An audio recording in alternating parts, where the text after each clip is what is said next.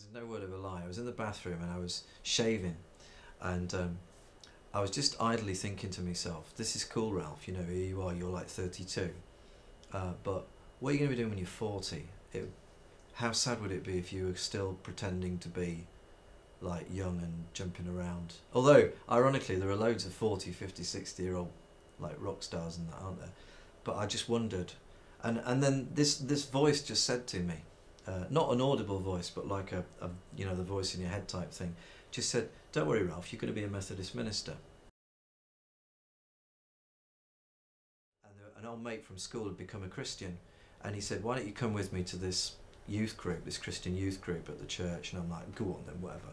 So I went along, and there they all were, and they were all my age. They were all sort of like late teens and that, and they were really nice and they were really pleasant. And the thing that really hit me was they seemed to be more interested in me as the new person come in than they kind of were in themselves, and that seemed odd to me. Surely you're most interested in yourself, and then if you've got time for others, then you know. But no, they were really, and it freaked me out, and I thought, you've got something that I haven't got, and man, do I want it. I want to feel the way that you do. So I'm usually there for about 9:30, setting up, getting the gear switched on, getting the band together, and we'll have a run through from about 10 of the songs that we're doing that day. So this is the thing about being a minister who is also a worship leader. I do the two roles, so I'm the preacher, I'm also the worship leader. I find it quite hard to listen to worship music on the iPod because it's not really what it's for. Lots of people do, it's kind of just me really. But my background is that I like a lot of metal, really. And I mean, I was a teenager when punk came out, so I've always liked sort of harder edged music. So that's kind of what I listen to. Some people have a problem with that. I personally haven't. I think music is music. Basically, Ralph is very keen on using music as a way in to understand more of the Bible. He's clearly very gifted and experienced and very knowledgeable about worship, the styles of worship, how to really help people to encounter God. So we know an acoustic sounds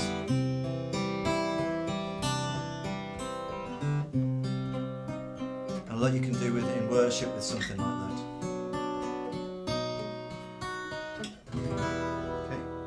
But then we don't have to. I don't use this anymore on a Sunday morning because that would just be too tame.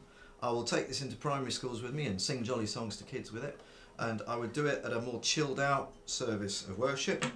But these days I would prefer to use with a band. If you try using that with a band, it tends to get a bit lost really. Or, in the case of our Sunday morning worship band, I play this and another lady plays the acoustic as well. So she does the rhythm acoustic and I play rhythm, but I'll play it on this. This is what they call a semi-acoustic guitar.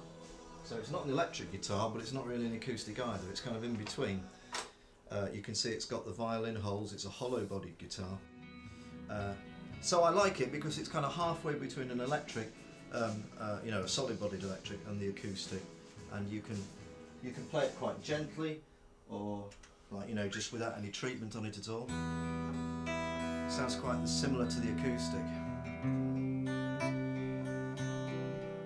Yeah. Or you can put an effect on it. Sort of all sorts of stuff really. I can have a really echoey sort of U2-y type sort of sound. And I do use a delay pedal in worship, but not as much as this, which goes on for ages. Yeah. So that's that guitar. So this usually lives at church. I brought it home special for this. I'll get it out every Sunday and we use that. The one that I don't take to church, and this is the interesting one because I really like black guitars. Can you tell? There we go. Black guitars with white stripes. And I bought this one, but mostly to play around with at home.